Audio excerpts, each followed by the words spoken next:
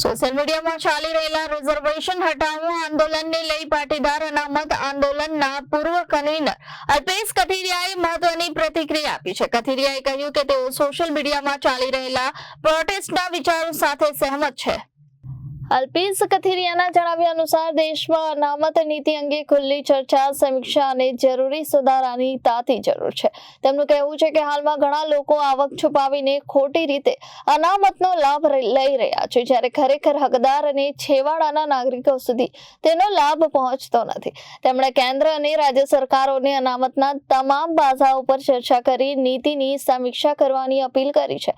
કથિરિયાએ જણાવ્યું કે દેશને આઝાદ થયાના 75 વર્ષ બાદ પણ હવે રિઝર્વેશન સિસ્ટમમાં સુધારા અને રિફોર્મ અંગે ગંભીરતાથી વિચારવાનો સમય આવી ગયો છે. તેમણે વધુમાં ઉમેર્યું કે સોશિયલ મીડિયામાં ચાલી રહેલા પ્રોટેસ્ટનો એજન્ડા શું છે તે સમજવું પણ એટલું જ જરૂરી છે. સીજેપી આંદોલનનું ઉદાહરણ આપતા તેમણે કહ્યું કે શરૂઆતમાં તે પણ સોશિયલ મીડિયા પરથી જ શરૂ થયું હતું અને બાદમાં તેની ટીમ સામે આવી હતી. હાલમાં આરએચએ મૂવમેન્ટ અને સોશિયલ મીડિયા સુધી મર્યાદિત છે અને ટીમ જાહેર થયા બાદ જ સમર્થન અંગે નિર્ણય લેવામાં આવશે. અલ્પેશ કથિરિયાએ કહ્યું કે તેઓ આંદોલનના વિચારો સાથે એટલા સહેમત છે કે આજે પ્રતિભાશાળી યુવાનોને પણ સિસ્ટમમાં યોગ્ય તક મળતી નથી અને અનેક ટેલેન્ટ માત્ર જ્ઞાતિ આધારિત વ્યવસ્થાને કારણે પાછળ રહી જાય છે. તેમણે જણાવ્યું કે લાંબા સમય બાદ ઝેનઝી પેઢી પોતાના મુદ્દાઓને લઈને અવાજ ઉઠાવી રહી છે અને દેશભરના યુવાનો આગળ આવી રહ્યા છે. સરકાર માટે દરેક યુવાનોની વાત સાંભળવી ખૂબ જ જરૂરી હોવાનું પણ તેમણે ભારપૂર્વક જણાવ્યું. અલ્પેશભાઈ, સોશિયલ મીડિયા પર એક રિઝર્વેશન હટાવવા અંગેની એક મુહિમ ચાલી રહી છે, એને આપ કઈ રીતે જોઈ રહ્યા છો? શું કહેશો અત્યારે કોઈ નવું આંદોલન? અત્યારે ઇન્સ્ટા અને એફબીમાં જે પ્રકારે પેજ બની રહ્યા છે, જંતર મંતરના ઇલેક્શન, જંતર મંતરની લડાઈ પછી જે પ્રકારે સમગ્ર જગ્યાએ કોઈક ને કંઈક પ્રોટેસ્ટનું મહત્ત્વ મળી રહ્યું છે, પ્રોટેસ્ટ થઈ રહી છે, ત્યારે જંતર મંતરના પરિણામ પછી જે 2 થી 3 દિવસની અંદર 5-6 મિલિયનથી પણ વધારે લોકો જોડાયા છે, એટલે કે 50 થી 60 લાખનો જે આંકડો દિન પ્રતિદિન વધી રહ્યો છે.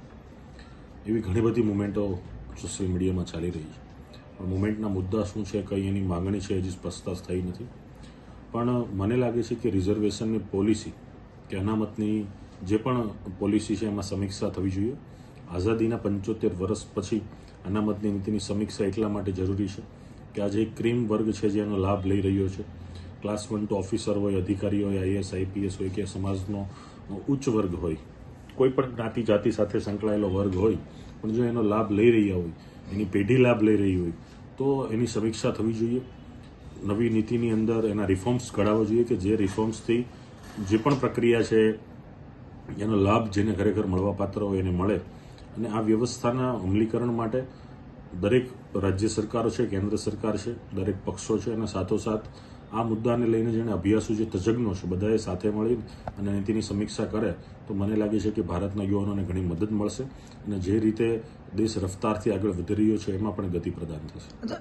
અનેક જે ગુજરાતના પાટીદાર અનામત આંદોલન સાથે જોડાયેલા લાલજી પટેલ કે જે હતા જેમણે આને સમર્થન આપ્યું છે, આપનું કઈ રીતે માનવું છે, આમાં શું જુઓ છો?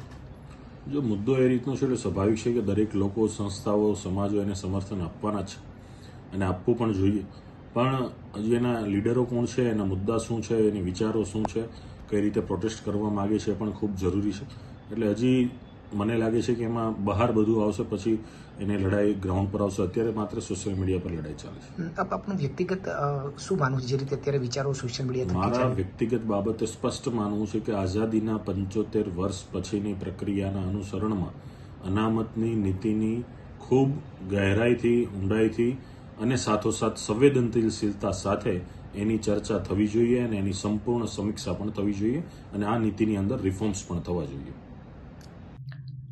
Bureau report, Janadesh news, Surat.